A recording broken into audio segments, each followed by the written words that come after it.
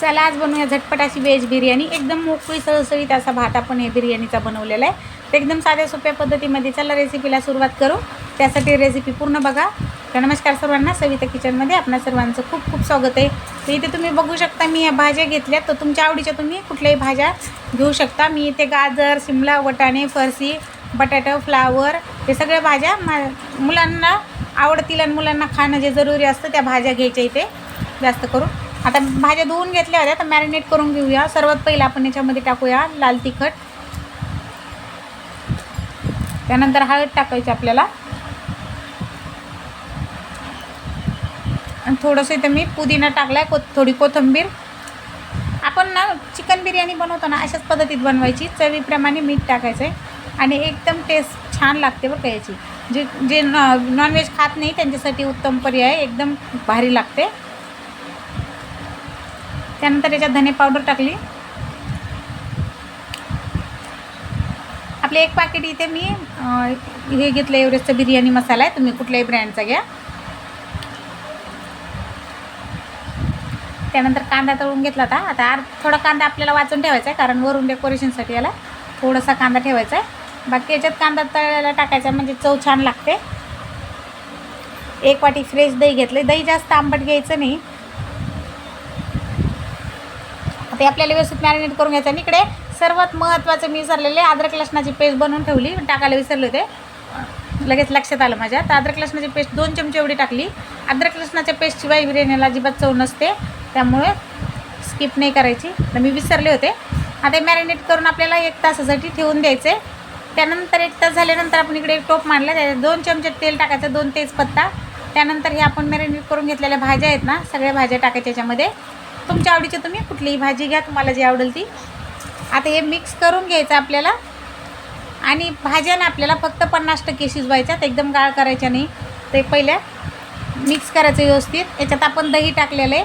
तर gas low to मिडियमच ठेवायचा आहे आणि झाकण ठेवायचं याला. आणि याला 3 ते 4 मिनटासाठी असं झाकून ठेवायचं स्लो गॅसवर. 3-4 मिनटं झाले बघा. आणि भाज्या आपल्या मस्त अशा बघा, पाणी भरपूर सुटलं याला. एकदम लो गॅसवर ठेवलं ना तर घामाच्या पाण्यामध्येच ह्या भाज्या शिजल्या जातात. एकदम अशा गाळ नाही करायच्या, कारण आपल्याला याच्यात भात पण टाकायचा वरून. आणि भात मी हे बघू शकता, मी तुम्हाला दाखवते. हे बघा तिथे याला पाणी सुटले व्यवस्थित. आता इकडे मी तांदूळ ना बासमती तांदूळ घेतलेत. हे पण मी 80% अजिबात नाही शिजवले, फक्त 50% शिजून घेतलेत. 5च मिनटं पाण्यात ठेवून लगेच काढले त्याला. तर याला पण शिजायचं आहे आपल्याला, त्यामुळं मी हे भाज्या पण 50% शिजवलेत बघा. आणि एकदम व्यवस्थित हे दोन्ही पण 50% शिजवलं ना तर व्यवस्थित असं दोन्हीला पण दम बसेल आणि बिर्याणी आपली एकदम टेस्टी लागेल. त्यानंतर आपण ज्या भांड्यामध्ये मॅरिनेट केलं त्या भाज्या ते थोडंसं असं धुवून घ्यायचं आहे. भात आपला 80% शिजलेला आहे, त्यामुळे थोडंसं वरून ते मसाल्याचं पण पाणी टाकलं आहे. त्यानंतर आपण जो कांदा ठेवला होता वाचून, तो कांदा टाकायचा तळ्याला.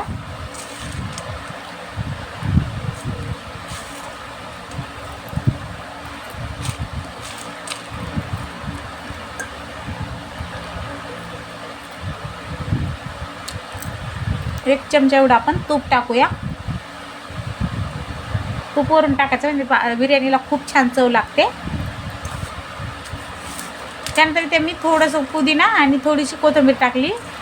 आणि इथे बघा फूड कलर मी थोडासा येलो कलर टाकला आहे, म्हणजे एकदम आपल्याला मार्केटसारखी दिसण्यासाठी. तुम्ही घरात बनवत असाल तर स्किप करा कलर जास्त चांगला. घरात बनवण्यासाठी अजिबात नका टाकू.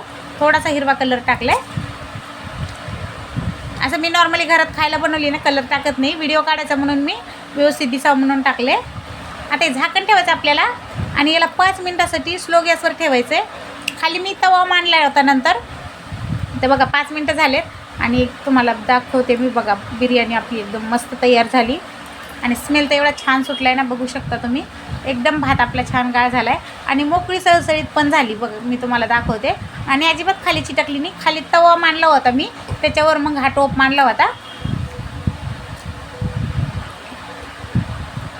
एकदम मस्त अशी झटपट भाज्या पूर्ण गाळ झाल्यात. आता तुम्हाला माझी बिर्याणी आवडली का नक्की सांगा. आवडली असेल तर व्हिडिओला लाईक करा, शेअर करा, सबस्क्राईब करायला विसरू नका.